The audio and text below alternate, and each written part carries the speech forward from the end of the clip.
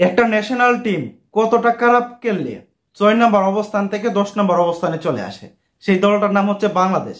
যখন আমাদের অবস্থান ছিল ওডিআই র্যাঙ্কিং ছিল 6 নম্বর, সেইখান থেকে এই মুহূর্তে আমাদের অবস্থান এখন 10। দিনের পর দিন খারাপ খেলে খেলে আমাদের অবস্থা এখন 10 নম্বরে। এই হচ্ছে বাংলাদেশের অবস্থা।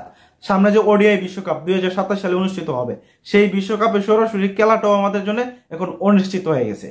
সরাসরি বিশ্বকাপ খেলার নিয়ম হচ্ছে সেরা 8-এ যে দলগুলো থাকবে তারাই মূলত সরাসরি বিশ্বকাপ খেলতে পারবে। 8-এর পরে যাদের র্যাঙ্ক থাকবে তারা মূলত বাছাই পর্ব খেলে তারপর বিশ্বকাপে আসতে হবে।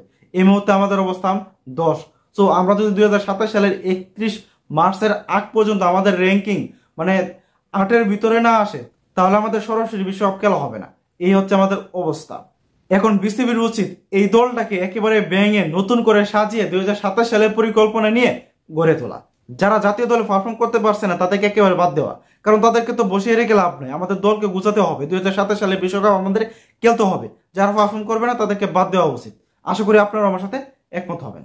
ধন্যবাদ।